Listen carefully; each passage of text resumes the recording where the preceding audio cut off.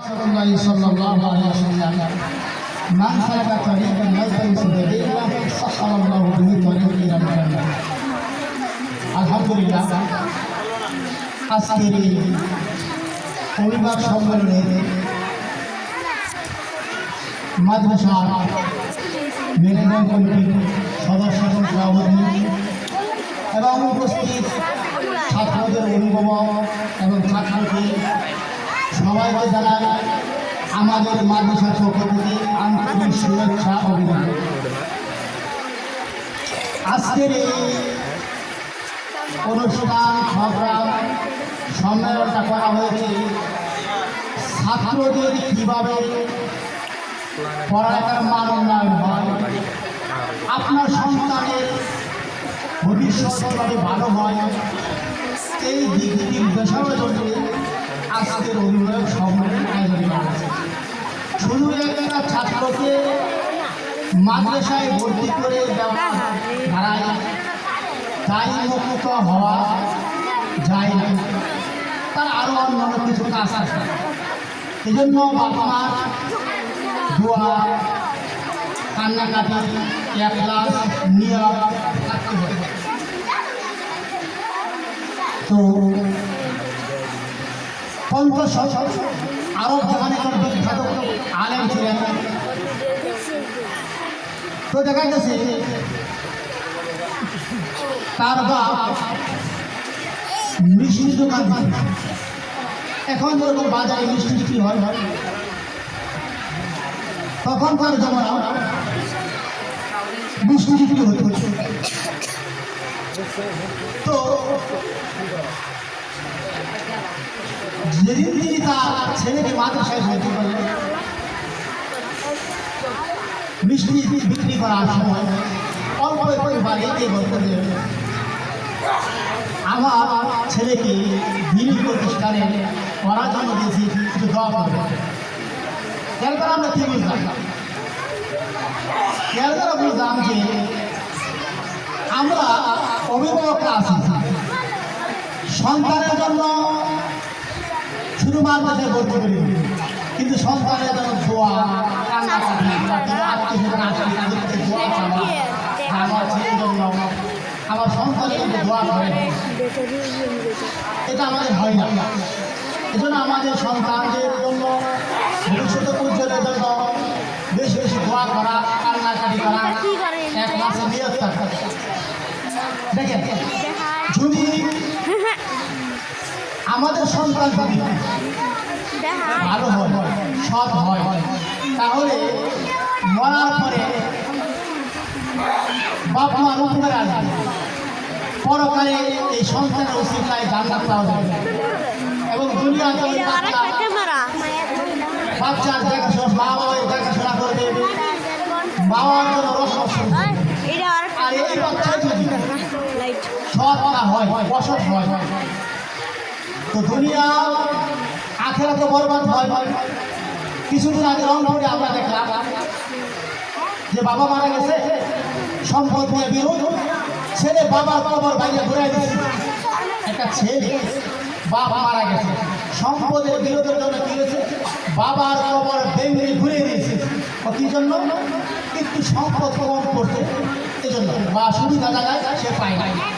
অথচ বাপ মা এই সন্তানকে বহু কষ্ট করে লালন পালন করছে, কিন্তু নেক সন্তান, ভালো সন্তান না করার কারণে এই ছেলে বাবার কবর ভেঙে ঘুরিয়ে দিয়েছে।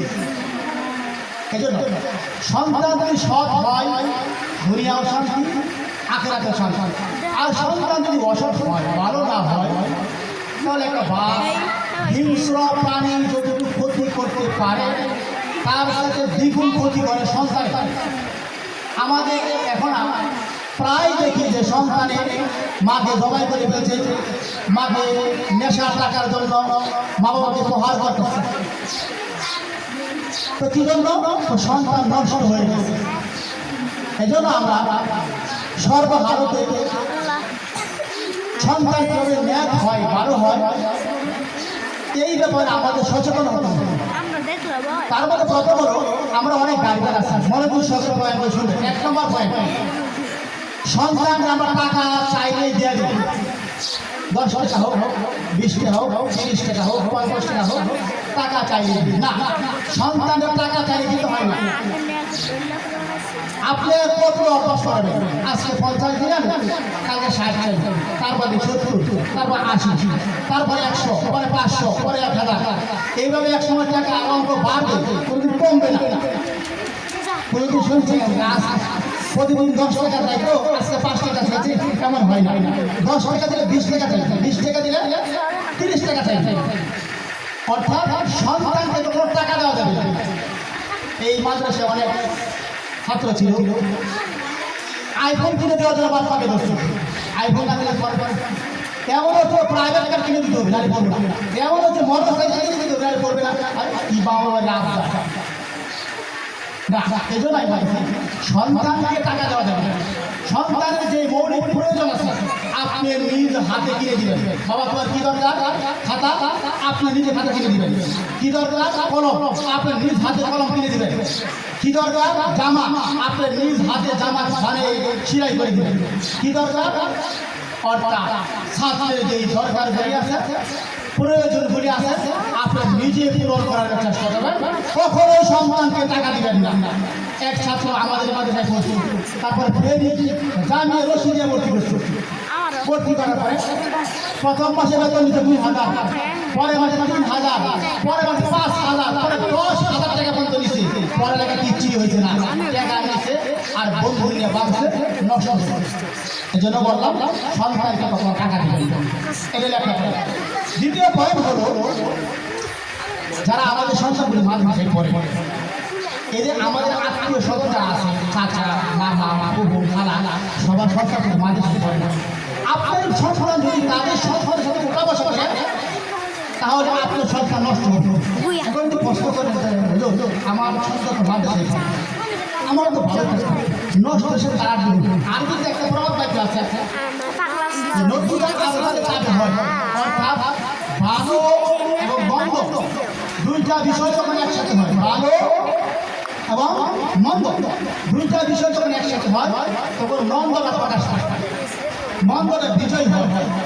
আপনি মনে করেন না আমার তো সব কিছু করতে পারবেন না, এক সময় আপনার ছেলে অসুখ হবে।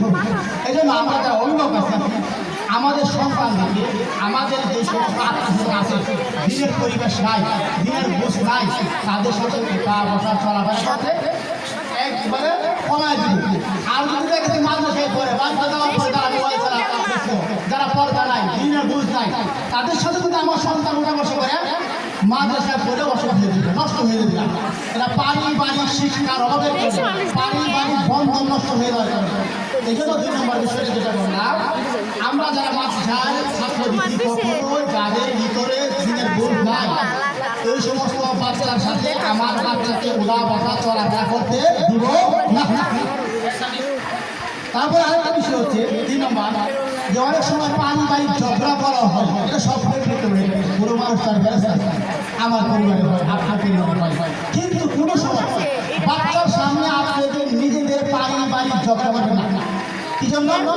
এই ছোট ছোট বাচ্চা যা থেকে টাকাই শিখে, বাচ্চারা কিন্তু বই থেকে শিখে না, খাতা কলম থেকে শিখে না, বাচ্চারা দেখে দেখে শিখে। তা আমার পারিবারিক ঝগড়া যদি আমি ছাত্রের সামনে করি, আমার বাচ্চার সামনে করি, আমার বাচ্চা একসময় শিখতে শিখতে আমার মতো বড় অবস্থা ঝগড়া করতো। আমাদের এলাকায় একটা চাচি ছিল, ঝগড়া করতো, তো চাচিদের মেয়ে ছিল, মার সাথে স্বামী হইত। আস্তে আস্তে এমন হয়েছে যে মা একটা 10 ডিগ্রি বেশি শিখে আছে, সেই মেয়েটা ঝগড়া। এখন কিছু জায়গায় ঝগড়া হলে সর্বত মেয়ে আগে আসে, তার মা আগে। কি জন্য? বাবার কাছে শিখছে। এই জন্য বললাম পারিবারিক ঝগড়া কলহ কখনোই সন্তানের সামনে আমরা করবো না। যদি আমরা করি তাহলে আমার সন্তান কিন্তু আমার তাকে ঝগড়া শিখবে, আমার তাকে পারিবারিক বন্ধন নষ্ট শিখবে। এটা বলে না যে বিবাহ দিলাম তখন তো ওইখানে পরিবার ভালো না, আমার মেয়ে ভালো না, আমার মেয়ে আমার কাছে শিখে গেছে ঝগড়া করলো, আমার পারিবারিক সভ্যতা নষ্ট হয়েছিল, যার কারণে সে নষ্ট করে শিখছে। এই জন্য পারিবারিক ঝগড়া কলহ কখনো আমরা বাচ্চার সামনে করবো না। তারপরে একটা বিষয় হচ্ছে ব্যস্ততা। অনেকেই পারিবারিক ব্যস্ততা, চাকরির ব্যস্ততা, বাচ্চাদের সময় দেয় না, ব্যস্ততা আচ্ছা আপনার ভবিষ্যৎ কি? ছেলে সন্তান, এটা হলো ভবিষ্যৎ। আপনার মনে করেন না টাকা পয়সা ভবিষ্যৎ না, টাকা পয়সা কখনো ভবিষ্যৎ হতে পারে না। আপনার ভবিষ্যৎ আপনার সন্তান। আপনার কার জন্য টাকা পয়সা জমা করতেছেন? সন্তানের জন্য। যদি আপনার বাচ্চা নষ্ট হয় তাহলে আপনি 5 বছর 2 বছর কষ্ট করে টাকা মাইছেন, সেই একদিনে শেষ করে দেবেন। এমন লোক আছে সাগর বাজারে ব্যবসা দিলে ছেলে হয়েছে নষ্ট, দোকানে বয়া দিচ্ছে, নেশা কইরা দোকানের মাল বেচা সব শেষ করে দিচ্ছে। এমন লোক আছে সাগর তার ছেলেগুলি সব আগে চালছে বাস, ছেলেগুলি সব হওয়ার কারণে এখন আর ছোট একটা হোটেল থেকে ক্যাশিয়ার করে ছেলেদেরকে বসে রাখে, ছোট একটা হোটেল থেকে 5 টাকা বিক্রি করে সাগর বাজার, সেজন্য তার ছেলেগুলি সব 1 টাকা এদিক সেদিক করে না। এই জন্য বললাম যে ব্যস্ততা আপনি কার জন্য করবেন? টাকা পয়সা করবেন?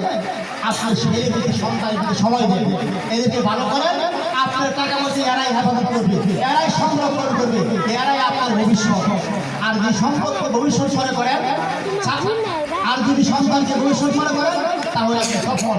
আর যদি সম্পদকে টাকা পয়সাকে কাজকে ভবিষ্যৎ মনে করে ছাত্রের পিছনে সন্তানের পিছনে সময় না দেন, আপনার সুন্দর ছেলে সন্তান নষ্ট হয়ে একদিন লাগবে না আপনার টাকা নষ্ট করতে, একদিন লাগবে না আপনার টাকা শেষ করতে। তাই এই ব্যাপারে আমরা সচেতন থাকবো। আরেকটা বিষয় হচ্ছে যে আমরা যারা মাদ্রাসা ছাত্রদের পারিবারিক যে প্রোগ্রামগুলি থাকে, অনুষ্ঠানগুলি থাকে, সপ্তাহের মাঝখানে কোথায় গেছিলাম? ও আমাদের বাড়িতে অনুষ্ঠান, দাদির বাড়ি গেছিলাম, নানির বাড়ি গেছিলাম না। আমাদের প্রোগ্রামগুলি পারিবারিক যে অনুষ্ঠানগুলি আছে, যে অনুষ্ঠানগুলিতে ছাত্র না নিলেই হয় সেগুলোকে নিয়ে দেবে। আর যেখানে ছাত্র না নিলে চলবে সেখানে আমরা ছাত্রদেরকে নিব না। পারিবারিক প্রোগ্রামগুলি অনুষ্ঠানগুলি আমরা বৃহস্পতিবার বা শুক্রবার দিন, যেদিন মাদ্রাসা বন্ধ থাকে সেদিন আমরা পারিবারিক প্রোগ্রামগুলি করব। সপ্তাহের মাঝখানে শনিবার রবিবার নানি বাড়ি গেছিলাম, বাবার বাড়ি গেছিলাম, অন্য জায়গা গেছিলাম। কেন? এই সপ্তাহের মাঝখানে প্রোগ্রামটা আপনি পারলেন শিডিউল করলেন, এর দ্বারা কিন্তু আপনার ছেলে মেয়ে পড়াশোনা হয়েছে, সময় কারোর জন্য বসে থাকে না। এমন না যে শিক্ষক যেমন আসছে না আসে পড়া এমন হবে না, পড়ার গতিতে চলবে, ক্লাসের গতিতে চলবে, কিন্তু আপনার ছেলে পড়াতে পিছিয়ে যাবে। এই জন্য আমরা পারিবারিক প্রোগ্রামগুলি যে সময় মাদ্রাসা বন্ধ থাকবে, মাদ্রাসা ছুটি থাকবে, সেই সময় আমরা পারিবারিক প্রোগ্রামগুলি করব।